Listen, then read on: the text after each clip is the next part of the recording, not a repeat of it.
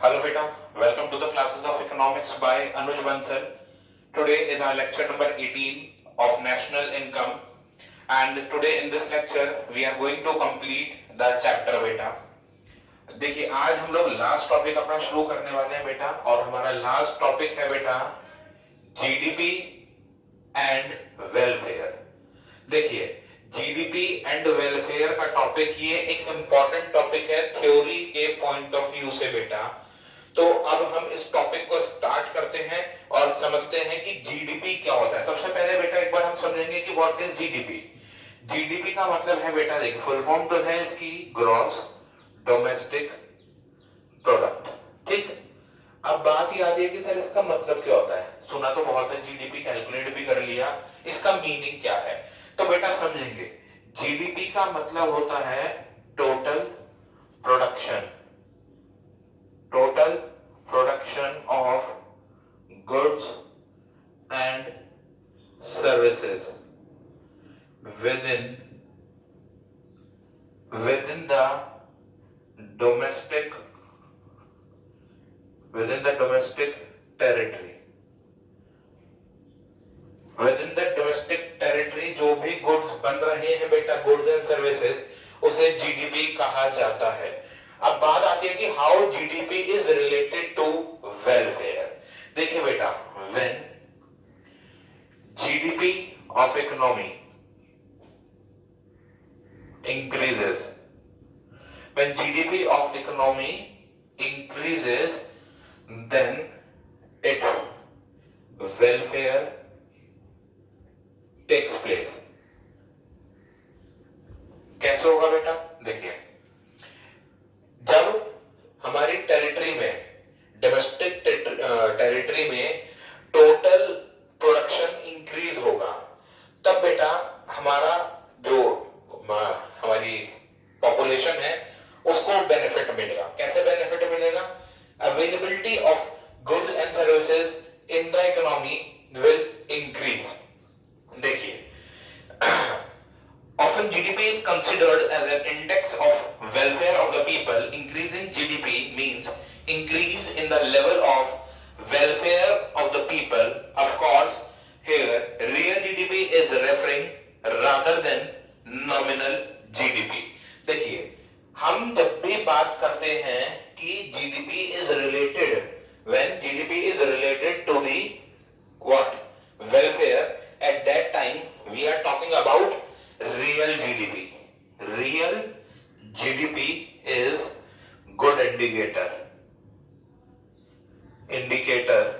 और GDP and welfare.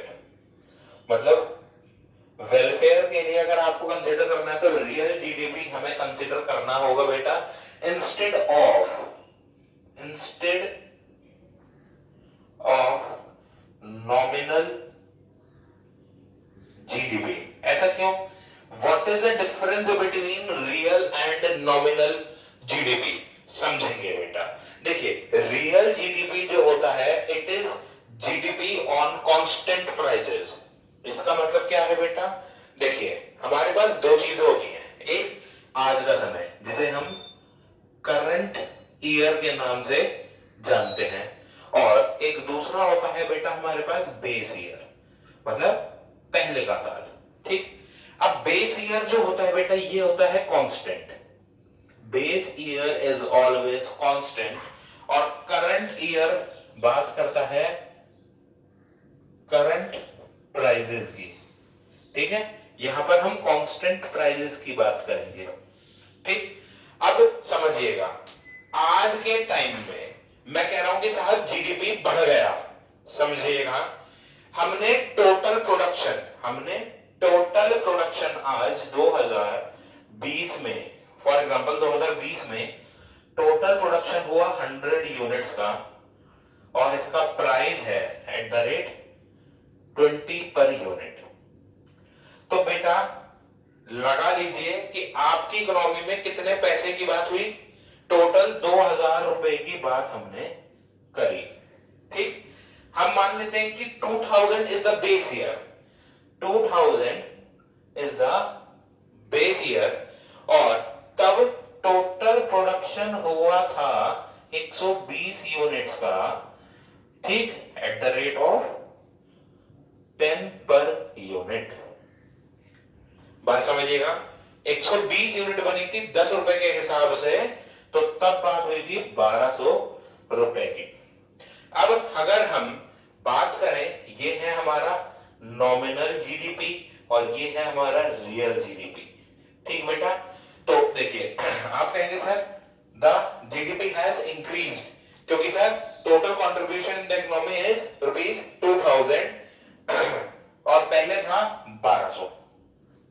लेकिन बेटा this GDP has increased because of the increase in the prices. Prices में बढ़ने की वजह से, प्राइसेस के बढ़ने की वजह से हमारा जीडीपी इंक्रीज हुआ है। अगर हम इसको प्रोडक्शन के हिसाब से नोट करें तो देखिए सर जीडीपी कम हुआ है। That is why we are saying that real GDP is the good indicator to check the welfare.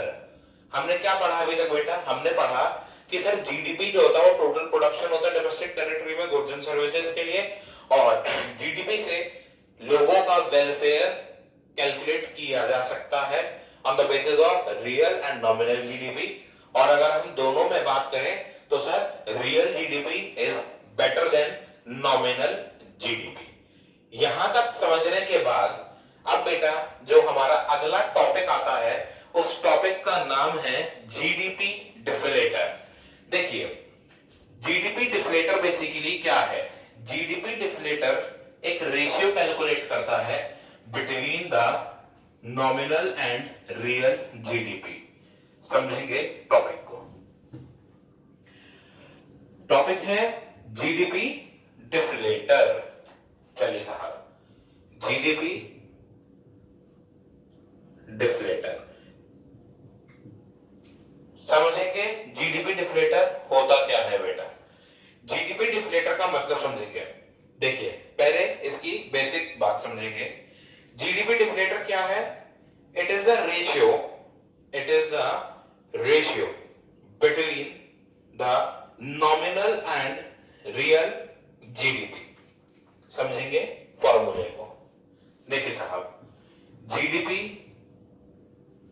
Deflator is the ratio between, हमने कहा nominal GDP and real GDP. यानी कि बेटा ये जीडीपी डिफ्लेटर बताएगा आपको कि कितना टाइम्स आपका नॉमिनल जीडीपी ज्यादा है रियल जीडीपी से, या नॉमिनल जीडीपी कम है रियल जीडीपी से। इतनी बात समझ में आती है बेटा? आगे चलते हैं। अगला जो टॉपिक है हमारा कन्वर्जन का टॉपिक है कि अगर आपको रियल जीडीपी दिया गया है और आपको नॉमिनल जीडीपी निकालना है तो आप कैसे निकालेंगे, और अगर आपको नॉमिनल जीडीपी दिया गया है और आपको रियल जीडीपी निकालना है तो आप कैसे निकालेंगे। चलिए देखिए बेटा, मैं आपसे कह रहा था कि अगर आपको रियल जीडीपी दे रखा है और नॉमिनल जीडीपी निकालना है तो कैसे करेंगे? आपको जो निकालना है नॉमिनल जीडीपी, उसे तो आप रखेंगे लेफ्ट हैंड साइड पे। जो आपको दे रखा है रियल जीडीपी, इसको आप रखेंगे राइट हैंड साइड पे। तो nominal GDP is equals to real GDP multiplied by price index, multiplied by price index करते हैं बेटा। ठीक, प्राइस इंडेक्स बेटा ये वही प्राइस इंडेक्स है जो आपने क्लास 11th में निकालना सीखा था इंडेक्स नंबर नाम के चैप्टर से। Into price index divided by 100। अब बात ये आती है कि सर क्या हमें यहां पर क्लास 12th में भी प्राइस इंडेक्स निकालना पड़ेगा? तो बेटा द आंसर इज नो। यहां पर आपको प्राइस इंडेक्स निकालने की आवश्यकता नहीं पड़ेगी। क्वेश्चन आपको प्राइस इंडेक्स निकाल के देगा, और अगर निकालने के लिए कहेगा भी तो आपको वो रियल एंड नॉमिनल दोनों जीडीपी प्रोवाइड कर देगा। अब यहां से आपको अगर रियल जीडीपी निकालना है तो कैसे निकलेगा बेटा? देखिए nominal GDP multiplied by 100 divided by price index is equals to real GDP। ठीक बेटा, अब अगला सवाल जो मेरे सामने आता है वो सवाल ये है कि साहब अगर जीडीपी नॉमिनल और रियल जीडीपी हमें ना दे क्वेश्चन तो हम कैसे करेंगे, तो हमें वो क्या डाटा देगा और हम कैसे क्वेश्चन को सॉल्व करेंगे। तो बेटा समझिएगा, हमने डेफिनेशन में पढ़ा कि nominal GDP is calculated on the current year prices and real GDP is calculated on the base year prices. ठीक बेटा, तो अब आप कैसे सॉल्व करेंगे। अगर नॉमिनल जीडीपी आपको निकालना है तो आप कैसे सॉल्व करेंगे, तो इसका फॉर्मूला है quantity into current year prices. ठीक बेटा, और अगर आपको रियल जीडीपी निकालना है तो क्या फॉर्मूला लगाओगे आप, तो आप लगाओगे बेटा quantity into base year prices. अब देखिए बेटा, हो सकता है क्वेश्चन आपको क्वांटिटी सेम दे दे, हो सकता है क्वेश्चन आपको क्वांटिटी अलग अलग दे दे। चलिए खैर, फिलहाल हम इन सब टॉपिक्स पर एक न्यूमेरिकल क्वेश्चन करके देख लेते हैं। तो आप मेरे साथ नोट करेंगे न्यूमेरिकल क्वेश्चन। आइए साहब चलते हैं अपने न्यूमेरिकल सवाल की तरफ। हमारा न्यूमेरिकल का सवाल है बेटा कि हमें जो प्रोवाइड कर रखा है इन्होंने डाटा, वो कर रखा है गुड्स।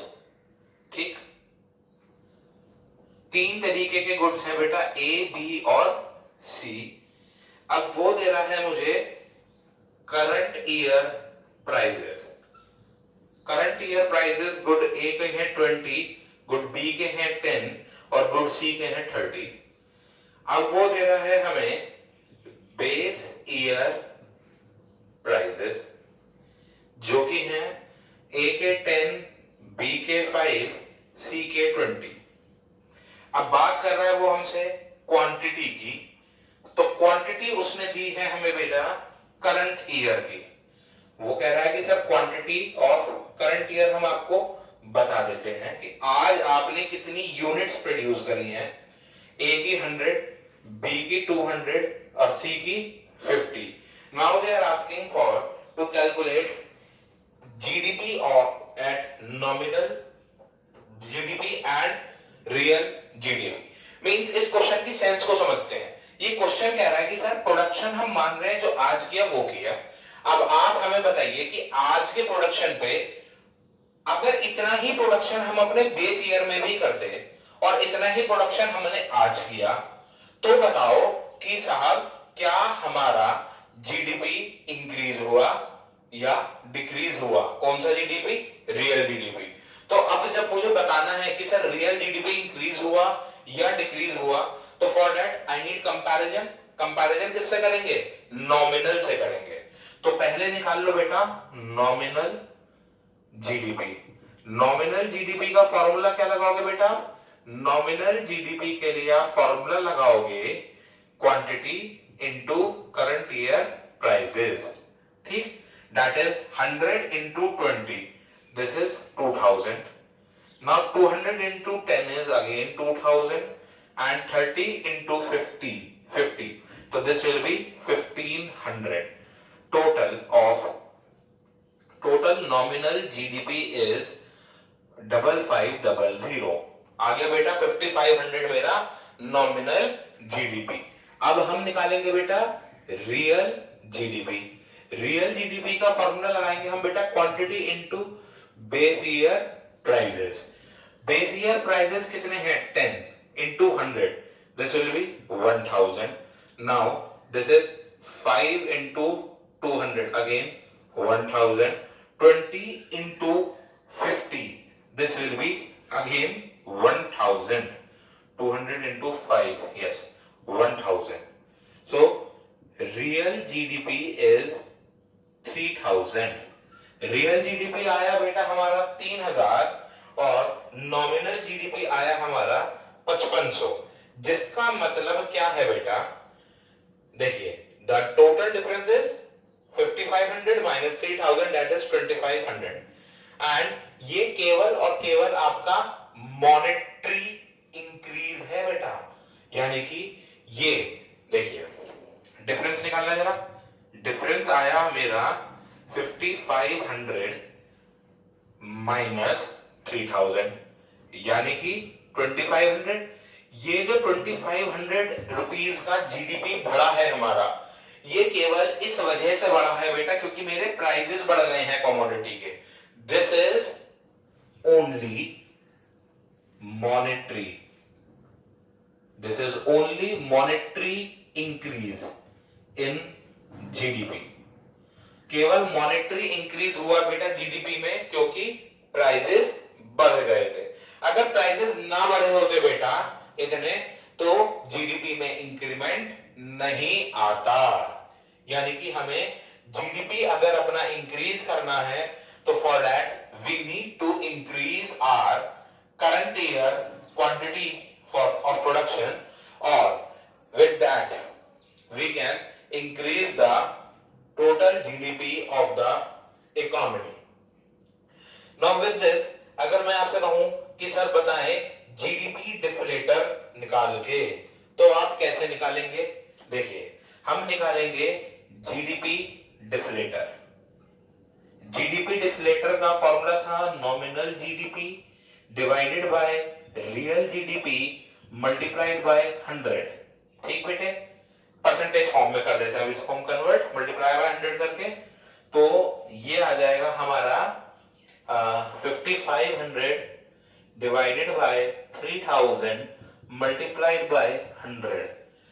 तो बेटे इसे अगर हम सॉल्व करते हैं तो हमारा आंसर आएगा 183.33%। मेरा जीडीपी डिफ्लेटर आया 183.33% और अगर हम इसे मल्टीप्लाइड बाय 100 ना करते तो हमारा आया था 1.8333। ठीक है बेटा, अब इसका मतलब क्या है? देखिए इसका मतलब ये है कि प्राइजेस हमारे करंट ईयर और बेस ईयर के बीच में प्राइजेस बढ़े हैं। देखिए हमने क्वांटिटी तो सेम रखी है ना, क्वांटिटी को तो चेंज नहीं करा, हमने बेस ईयर पे भी यही क्वांटिटी यूज करी और करंट ईयर पे भी, हमारा चेंज हुआ प्राइजेस का। तो अब बात आती है कि हमारा जीडीपी कैसे बढ़ा? प्राइजेस बढ़ने की वजह से। और हमारे प्राइजेस कितने बढ़े बेटा?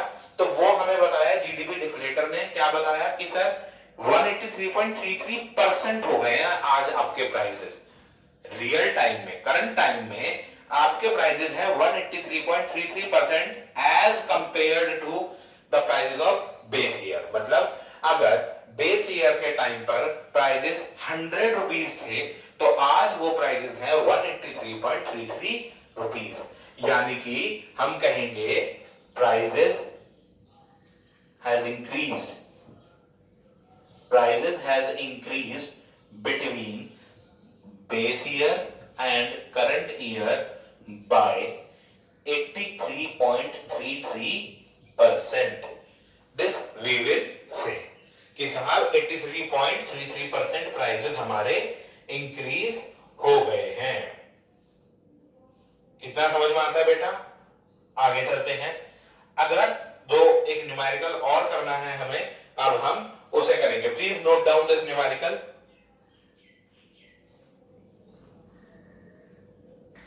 चलिए बेटा देखते हैं अगला सवाल। अगला सवाल है नॉमिनल जीडीपी और प्राइस इंडेक्स दे रखा है, रियल जीडीपी निकालने के लिए क्वेश्चन ने कहा है। तो बेटा हमें क्या निकालना है? हमें निकालना है रियल जीडीपी, जिसका फॉर्मूला होता है nominal GDP divided by price index multiplied by 100. Nominal GDP is 288 divided by 120 into 100. Solve करेंगे बेटा, एक जीरो से एक जीरो कैंसिल कर दीजिए, फिर ये हो जाएगा 12 2 जा 24 और 12 4 जा 48, है ना? 12 4 जा 48 multiplied by 10. This is rupees 240 is the value of real GDP. ठीक, रियल जीडीपी 240 है और नॉमिनल जीडीपी हमारा इसमें क्वेश्चन ने दे रखा था। अब अगर क्वेश्चन हमें रियल जीडीपी दे देता तो हम नॉमिनल जीडीपी निकाल देते, और अगर रियल और नॉमिनल जीडीपी दे देता तो हम प्राइस इंडेक्स की वैल्यू कैलकुलेट कर देते। Please note down this question. बेटा after this question now the point of consideration is कि सर हम कुछ भी कहें कि that GDP has the capability to show the welfare index of the people, but हर चीज की एक exceptions होते हैं बेटा, हर चीज के exceptions available होते हैं। तो in the same manner to this point कि GDP has the capability of showing the welfare of the people, this point also has some exceptions। देखिए समझिएगा, ये तो एक जनरल सी बात हमने कह दी कि सर जीडीपी से वेलफेयर डायरेक्टली रिलेटेड है, लेकिन अब इसके कुछ एक्सेप्शनल पॉइंट्स को भी समझ लेते हैं। देखिए बेटा, पहला पॉइंट इसके एक्सेप्शन में जो आता है हमारे सामने वो ये आता है कि क्या distribution of GDP, distribution of GDP जो हुआ है आपकी इकोनॉमी में, क्या वो प्रॉपरली हुआ है?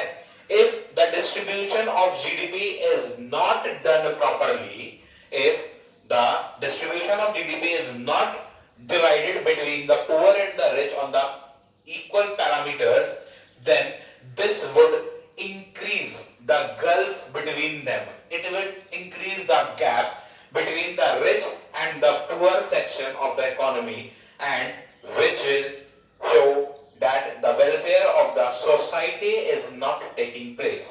देखिए बेटा, जब भी हम वेलफेयर की बात करते हैं तो हम पूरी सोसाइटी की बात कर रहे होते हैं, और पूरी सोसाइटी के वेलफेयर तभी हो सकता है कि जब gap between the rich and poor reduces, दोनों ग्रो करें बेटा, और दोनों के ग्रो करने के लिए distribution of GDP between them is foremost, is very necessary. दूसरा है बेटा कॉम्पोजिशन ऑफ जीडीपी। इस पॉइंट का मतलब है बेटा कि आपका जो जीडीपी है वो किन चीजों से बना है। देखिए, जनरल यूज के जो गुड्स एंड सर्विसेज हैं वो ज्यादा से ज्यादा इंक्लूड होने चाहिए in the composition of GDP. जैसे कि बेटा अगर मान लीजिए कोई कंट्री है, कोई इकोनॉमी है जो बहुत ज्यादा प्रोडक्शन कर रही है डिफेंस प्रोडक्ट का, डिफेंस गुड्स का, आर्म्स एंड एम्यूनिशंस का, बेटा गन्स, बुलेट्स का, तो देखिए नो डाउट प्रोडक्शन हो रहा है, जीडीपी भी बढ़ रहा है, बट वो जर्नल मार्केट के लिए नहीं हो रहा production, despite of the point that कि देखिए साहब, जब भी आप डिफेंस प्रोडक्ट बनाएंगे तो it will increase the social environment, peaceful environment आपका इंक्रीज होगा इससे इकोनॉमी का, लेकिन फिर भी बेटा उसकी बहुत ज्यादा प्रोडक्शन करने से आपके जर्नल जीडीपी के ऊपर कोई इंपैक्ट नहीं आएगा, क्योंकि वो जर्नल प्रोडक्ट्स नहीं बन रहे हैं। तीसरा है बेटा नॉन मॉनेटरी एक्सचेंजेस। देखिए नॉन मॉनेटरी एक्सचेंजेस से भी, जैसे कि बार्टर सिस्टम आप लोग जानते हैं, इससे भी बेटा प्रॉब्लम होती है, क्योंकि नॉन मॉनेटरी एक्सचेंजेस से प्रॉब्लम ये होती है बेटा कि non monetary exchanges do not increase the GDP in terms of money. देखिए प्रोडक्शन हो रहा है, गुड्स एंड सर्विसेज डिस्ट्रीब्यूट हो जाते हैं for the exchange of goods and services, जिसकी वजह से उनकी रियल वैल्यू कंप्यूट नहीं की जा सकती, उनकी एक्चुअल मॉनेटरी वैल्यू कैलकुलेट नहीं की जा सकती, again which is harmful for the welfare. And the last point है, फोर्थ पॉइंट इज एक्सटर्नैलिटीज। देखिए this is the most important point, ये बोर्ड के एग्जाम्स में बहुत पूछा जाता है। एक्सटर्नैलिटीज, एक्सटर्नैलिटीज का मतलब होता है बेटा गुड और बैड इंपैक्ट, गुड और bad impact of anything on you for which you have not paid. Means एक, अब आप बात करो इकोनॉमी के लिए, तो इकोनॉमी के ऊपर गुड और बैड इंपैक्ट किसी भी चीज का जिसके लिए इकोनॉमी ने पेमेंट नहीं किया। देखिए गुड और बैड इंपैक्ट यानी कि पॉजिटिव और नेगेटिव इंपैक्ट। तो बेटा पॉजिटिव इंपैक्ट कब होता है?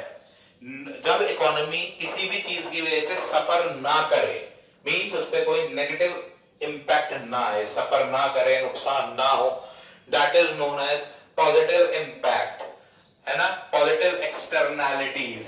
और अगर इकोनॉमी सफर करती है बेटा किसी भी चीज की वजह से, किसी आउटसाइड एक्टिविटी की वजह से अगर इकोनॉमी सफर कर रही है, then it is known as negative externality. तो पॉजिटिव और नेगेटिव एक्सटर्नैलिटी क्या है? पॉजिटिव एक्सटर्नैलिटी है जब इकोनॉमी ने सफर नहीं किया, और नेगेटिव एक्सटर्नैलिटी का मतलब होता है बेटा जब इकोनॉमी सफर करती है। चलिए बेटा इसके साथ एक आखिरी बात और सुन लीजिए। जैसे हमने एक टॉपिक पढ़ा था अभी नॉमिनल एंड रियल जीडीपी, ऐसे ही एक सवाल बनता है what is nominal and real income. तो बेटा नॉमिनल और रियल इनकम सेम वही चीज है जो नॉमिनल और रियल जीडीपी है। Means nominal income is the income which is calculated on current year prices. Income on current year prices is known as nominal income, and the income on base year prices is known as real income. With this, the chapter of national income is over, beta, and now we will be having one query session.